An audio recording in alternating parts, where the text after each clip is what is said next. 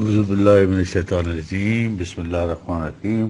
میں انجینئر اویس درانی جی۔ وہ زکوٰۃ کا جب مس ہو گیا تھا تھوڑا سا پورشن، تو یہ بس یہ آخری کچھ کلمات ہیں جی، ان کے ضمن میں یہ آیت پچھلے لیکچر میں تھی 23/4، والذین ہم للزکوٰۃ فاعلون، یعنی ان لوگوں کا نظم و نسق جو ہے سامان نشر و ماہ فراہم کرنے کے لیے ہوگا۔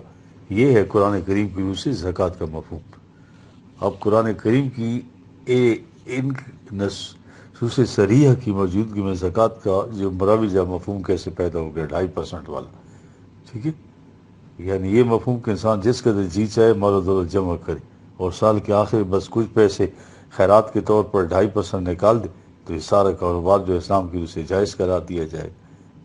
یہ داستان میں شروع کے لیکچر میں بتا چکا ہوں کیسے ہائی جیک کیا ہے انہوں نے، یہ جو ہے اس کے بعد یہ سارا کچھ چینج کر دیا جی۔ حالانکہ وہ جو ہے قرآن میں جو ہے یہ ایک آیت ہے نا جی، یہ 9/34-35 2 آیتیں ہیں، ٹھیک ہے، جس میں مال و دولت اکٹھی کرنے کو بہت بڑا کرائم قرار دیا ہے قرآن نے، ٹھیک ہے۔ والذین یکنزون الذھب والفضة ولا ينفقونها فی سبیل اللہ فبشرهم بعذاب علیم یوم یحمى علیہا فی نار جہنم فتکوی بها جباہہم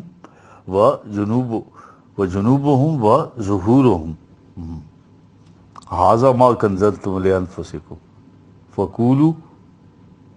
فذوقوا ما کنتم تکنزون۔ یہ ہے جی، یعنی جی یہ جو لوگ مال و دولت جمع کرتے ہیں انہوں نے اللہ کی راہ میں کھلا نہیں رکھتے، ٹھیک ہے، مفاد عامہ کے لیے، تو اے رسول انہیں علم انگیز عذاب کی بشارت بتا دے کہ جب ان کی مال و دولت جو ہے ان سکوں کو دوزخ میں آگ میں تپایا جائے گا اور ان سے ان کی پیشانیوں، پہلوؤں اور پشت کو داغا جائے گا اور کہا جائے گا کہ یہ ہے وہ دولت جسے تمہیں اپنے لیے جمع کر رکھا تھا، سو اب ان جمع شدہ مال کی لائیو عذاب کا مزہ چکو، ٹھیک ہے۔ اب یہ آیت جلیلہ اپنے معنی میں بالکل واضح ہے کہ مال و دولت جمع کرنے کے خلاف ایسے واضح تر الفاظ کون سے آ سکتے تھے، لیکن حدیث کے نے اس کو ریجیکٹ ہی کر دیا۔ ہاں، انہوں نے جو تو اٹھا کے غلط حدیثیں بنا کے مال و دولت کو 2.5% سے جسٹیفائی کر دیا۔ ہاں، یہ چیز کہتے ہیں۔ ہاں، اب آپ جو ہے تو سوچ سکتے ہیں کہ اللہ کا ایک حکم نازل اور ان پر گہراں گزرے، یہ جو ان کی حدیث میں ہے۔ ہاں، اور حضرت عمر کو پھر سلیکٹ کیا ہے انہوں نے، وہ تو آپ نے روایت سنی ہوگی جی۔ ہاں، اور یہ وہ رسول تجویز فرماتے، ہاں، جن میں ساری عمر زائد ضرورت ایک پیسہ بھی اپنے ہاں نہیں رکھا، اور یہ ظاہر ہے کہ مروج مفہوم کے بدل زکوٰۃ بھی نہیں۔ ہاں، یہ ہے وہ روایت میں سنا دیتا ہوں، ٹھیک ہے نہیں، تاکہ اندازہ ہو جائے۔ یہ ابو داؤد کی روایت ہے۔ ابن عباس کہتے ہیں کہ جس وقت یہ آیت نازل ہوئی تو مسلمانوں پہ بڑا اثر ہوا اس کا، یعنی انہوں نے اس حکم کو گراں گزرا۔ حضرت عمر نے لوگوں سے کہا کہ میں تمہاری اس فکر کو دور کر دوں گا اور اس مشکل کو حل کر دوں گا۔ بس عمر رسول اللہ صلی اللہ علیہ وسلم کی خدمت میں حاضری عرض کی، یا نبی، یہ آیت آپ کی صحابہ پر گراں گزری۔ آپ نے فرمایا خدا تعالی نے زکوٰۃ اس لیے فرض کی ہے کہ وہ تمہارے باقی مال کو پاک کر دے۔ ابن عباس کہتے ہیں کہ حضور کے بیان سن کر عمر نے جوش مسرت میں اللہ اکبر کہا، جیسے عمر بہت بڑا سرمایہ دار ہو یار۔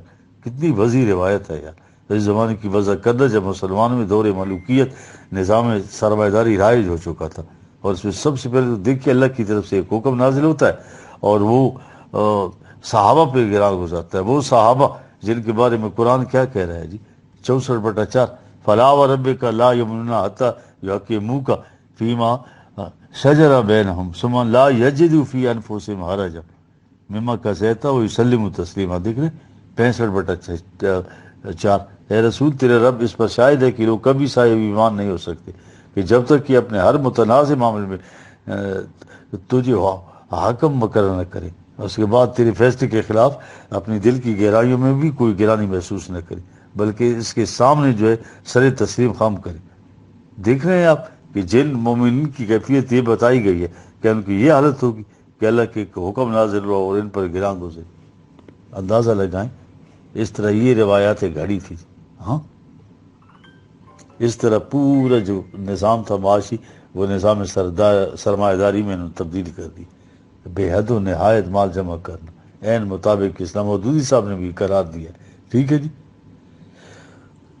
اب یہ کہتے ہیں کہ زکوٰۃ کے سلسلے میں متفقت ہیں یہ سارے کہ اس کے مصارف خود قرآن نے متعین کر دی ہیں. ظاہر ہے اگر اس کے مصارف قرآن نے متعین کر دی ہیں تو پھر اس کا مفہوم وہ نہیں ہو سکتا جس سے ہم بیان کر چکے ہیں اپنے لیکچر میں. آپ یہ سن کر حیران ہوں گے کہ قرآن نے زکوٰۃ کے مصارف کہیں بیان نہیں کی. اس کے لیے جس آیت کو بطور سند پیش کیا جاتا ہے اس میں یہ ہے، دیکھیں 9/60 ایک آیت ہے، انما صدقات للفقراء والمسکین، یعنی مصارف صدقات کے ہیں، زکوٰۃ کے نہیں. للفقراء والمسکین، ان دونوں کے فرق کا سمجھ لینا ضروری ہے. صدقات کے معنی عطیات کے ہیں. ٹھیک ہے. عطیات کی دو شکلیں ہو سکتی ہیں. قرآن نے کہا ہے کہ جب جماعت مومنین اپنی مملکت قائم کرے تو یہ افراد معاشرہ کو سامان نشوبہ فراہم کرنے کا فریضہ اپنے ذمہ لے گی، اور اس مقصد کے لیے جو ہے تمام سب کے سب زائد ضرورت کمائی مملکت کی تحویل میں دیں گی. جب یہ مملکت ہنوز قائم نہیں ہوگی تو یہ افراد معاشرہ اپنی ضروریات آپ پوری کرنے کے ذمہ دار ہوں گے. لیکن اس زمانے میں بھی معاشرے میں ایسے افراد ہوں گے جو اپنی ضرورت کے لیے دوسروں کے محتاج ہوں گے. اس مقصد کے لیے سب کے سب افراد سے احتیاط کی اپیل کی جائے گی. یہ ان کو صدقات کہا گیا، اور یہ ٹرانزٹری پیریڈ کے لیے ہے. ٹھیک ہے. یہ جتنے بھی حق السائل محروم ہے، قرض حسنہ ہے، وراثت ہے، ایون تجارت جو ہے، وہ جب یہ نظام قائم ہو جائے گا تو تجارت بھی فری ہوگی. پھر اس میں ایک پیسے کا جو ہے تو وہ نہیں ہوگا، پروفٹ نہیں ہوگا. ٹھیک ہے جی. اب انہوں نے جو ہے تو زکوٰۃ اور عشر کے قوانین کے سلسلے میں ایک سوال پیدا ہوتا ہے جس سے بہت بڑی دشواری ہے. عقیدہ یہ کہ فقہ نے جو شرح تجویز کی ہے، یعنی سونا چاندی میں 2.5% اور زرعی پیداوار میں 10واں حصہ، اس میں تبدیلی نہیں کی جا سکتی، اور حکومت زکوٰۃ اور عشر کے سوا کوئی ٹیکس عائد نہیں کر سکتی. تو سوال یہ پیدا ہوتا ہے کہ زکوٰۃ اور عشر کی آمدنی سے حکومت کا کاروبار کیسے چلے گا. اب آئیں ذرا ہم دیکھیں کہ جو ہے قرآن جو ہے وہ زمین کے بارے میں کیا کہتا ہے. وہ پہلے میں بتا چکا ہوں آپ کئی چیزیں، لیکن بہتر ہے کہ اس کو تھوڑا سا اور جو ہے تو وہ کر لیں زمین کے بارے میں.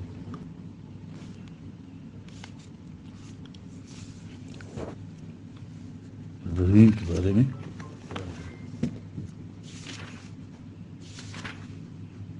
ٹھیک. زمین جو ہے نا وہ اس کو قرآن نے جو ہے تو یہ معاش کا مین سورس ہے، ذریعہ ہے زمین جو ہے. ٹھیک ہے. سامان نشوما کا بنیادی ذریعہ. ظاہر ہے کہ جب افراد معاشرہ کو سامان نشوما فراہم کرنا اسلامی مملکت کی ذمہ داری ہوگی تو زمین بھی اسی کی تحویل میں رہے گی. اس نظام کی روح سے زمین پر ذاتی ملکیت کا سوال ہی نہیں پیدا ہوتا. ہاں، قرآن مجید میں متعدد آیات ہیں جس میں زمین کا مقصد تمام نوع انسانی کی ضروریات زندگی پورا کرنا ہے. والارض وضعها للانام، یہ 55/10. زمین کو ہم نے اپنے مخلوق کے فائدے کے لیے بنایا. سوال للسائلین 41/10. اس لیے اسے تمام ضرورت مندوں کے لیے یکساں طور پر کھلا رکھنا چاہیے. ہاں سمجھ. زمین اللہ کی ملکیت اور انسان اللہ کے بندے ہیں، اس لیے اللہ کی زمین اللہ کے بندوں کے لیے رہنی چاہیے. کہ روایت بھی ہے. ٹھیک ہے.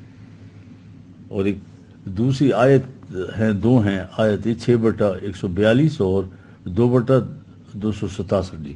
ٹھیک ہے. یا ایھا الذین آمنوا انفقوا من طیبات ما کسبتم ومما اخرجنا لکم من الارض.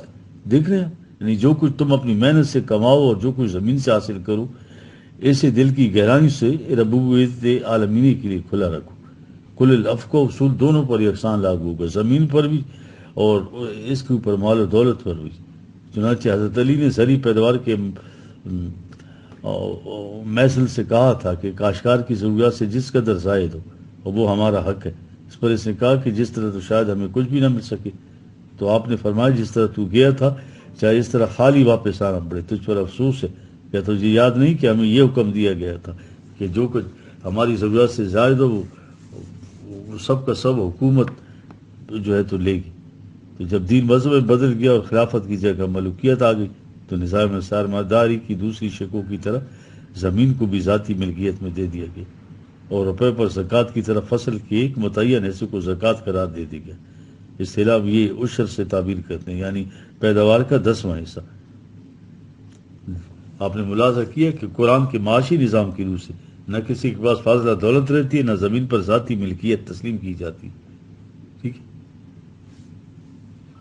اب دیکھیں مودودی صاحب کیا کہہ رہے ہیں اور باقی کیا کہہ رہے ہیں مسئلہ ملکیت پہ، جی دیکھ بالکل بگاڑ کر رکھ دیا انہوں نے۔ بس اسلام نے کسی نو کی ملکیت پر بھی مقدار اور کمیت کے لحاظ سے کوئی حد نہیں لگائی، جائز ذرائع سے جائز چیزوں کی ملکیت، جبکہ اسے تعلق رکھنے والے شرعی حقوق اور واجبات ادا کیے جاتے رہے، بلا حد و نہایت رکھی جا سکتی۔